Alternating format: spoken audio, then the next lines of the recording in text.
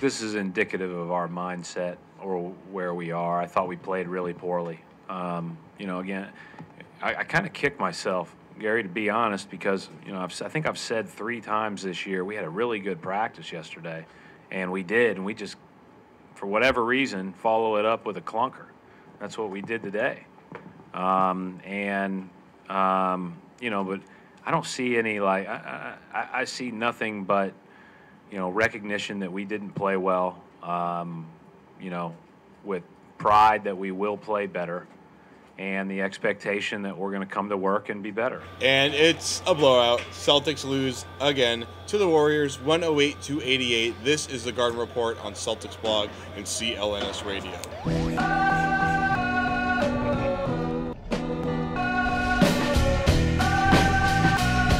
All right, Evans Clinchy, Jimmy Toscano, Jared Weiss here for you. You know the affiliates, you know the show. It's the Garden Report.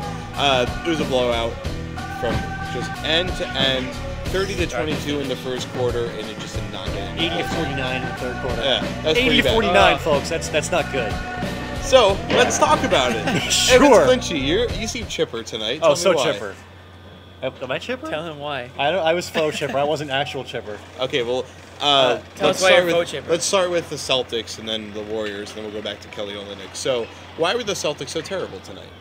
Because they were overmatched by the Warriors. Okay. So let's talk about the Warriors. Not surprised. No, I mean, this team has a lot of guys that are just bad matchups for the Celtics. I mean, Klay Thompson is a 6'7" guard that can post up any other guard in the league.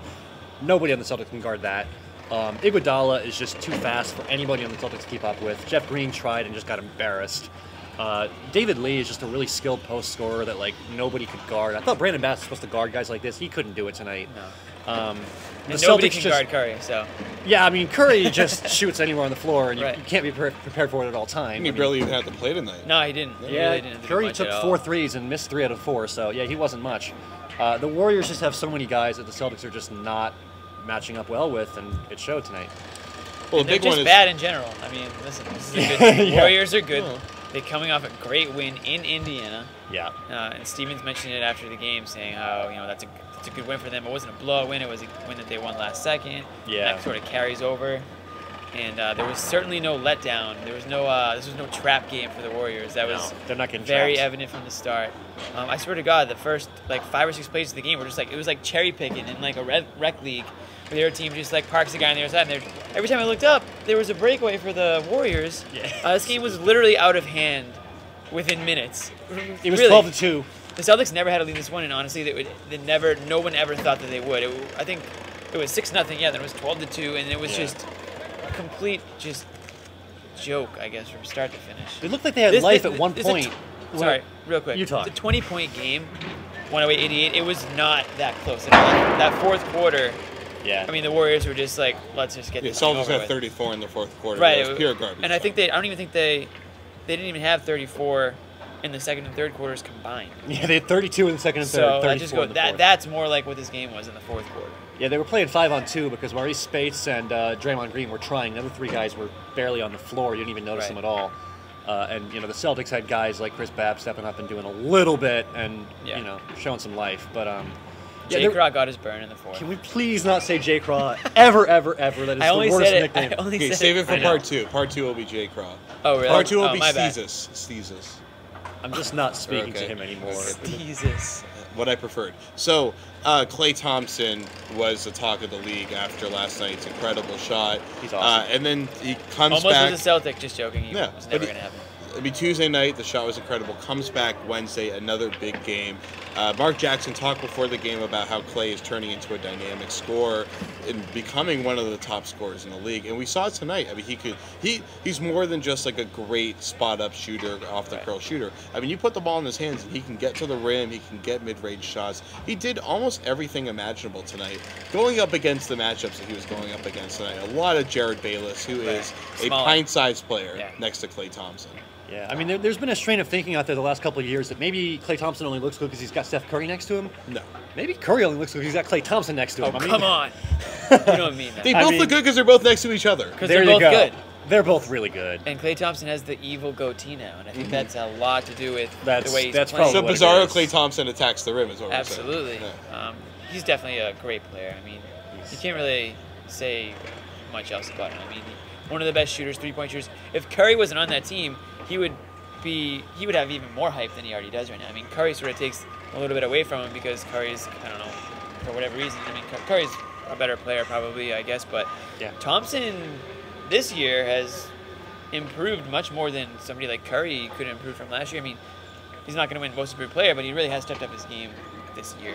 But he's an all-star caliber player now. Yes. He's clear that he's a franchise cornerstone. To think that there were trade rumors about him earlier this year, it's kind of laughable seeing as what he's doing now. Yeah, I mean, it really is. I mean, I guess it depends on what they're trying to go. If they feel like they have somebody they can fill in for. But yeah, I mean, listen, if you have Curry and Thompson, I mean, that's such a lethal.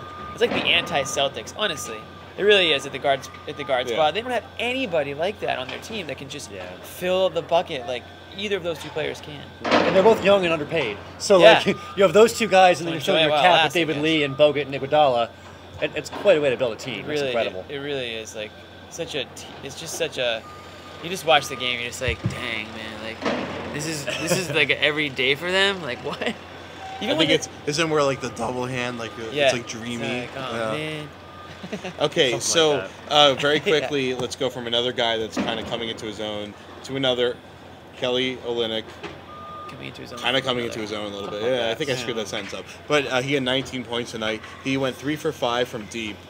And 3 for Brad 6, Stevens said after the game that he has been telling him all year, shoot the ball, shoot the ball, shoot the ball. Right. And Kelly's finally listening. Kelly was apprehensive, comes back after being hurt for about a month or so, and he's kind of finally relying on he's confident to score the ball, Evans. Yeah, I mean, it's easy to quote-unquote listen when it's garbage time and there's nobody even trying to Sure. stop you. I don't think we've seen Kelly Olynyk put it all together just quite yet. I mean, he's still got to learn to play defense in this league. He's still got to learn to, create his own shot when it's not going to be made easy for him at all times. I mean, he's still coming along. Considering the trouble he's had with injuries this season, like it was good to see him come back tonight and play well. I think that's a start for him, but he's still got a lot of work to do. Yeah, that's the first thing. Coming back healthy, looking fine, no limitations. He didn't feel like. But I mean, I like the fact that he's starting to shoot now. I mean, he's a rookie coming into the league. He's going to be hesitant. He's going to pass the ball to the veterans, or he's going to feel bad about himself when he misses. But I think now he's played in enough NBA games. The Celtics are far enough out of it where the pros kind of outweigh the cons here. Take your shots, start to get in a rhythm, get some confidence, and I think if he can stay healthy, it's going to be a successful rookie year for him. And he's only going to get better. Like Steven says, they want him to shoot more. So I think a full off season with that getting drilled into his head even more, and maybe get some other players around here that can feed him the ball and get him open in certain situations, he's only going to get better. So it's a good thing. And one thing Assuming they don't trade him.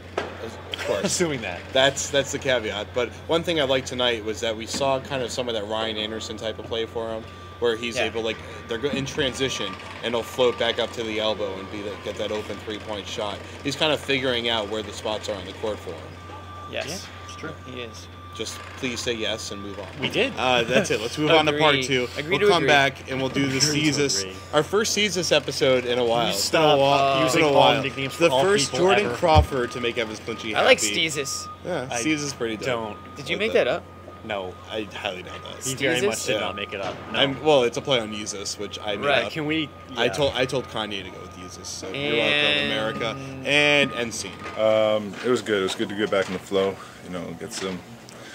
Get some time on the court and just get back into some rhythm. Get some shots. Getting back in the flow of the offense, the defense, and it's tough to be out a little bit and then come back. Sometimes it's hard to just get thrust back into it. But it was good for me. Unfortunately, it wasn't good for the team tonight. Yeah, I mean it's always good to build confidence and see the ball go through the net. Unfortunately, you want your team to see the ball go through more than the other team does.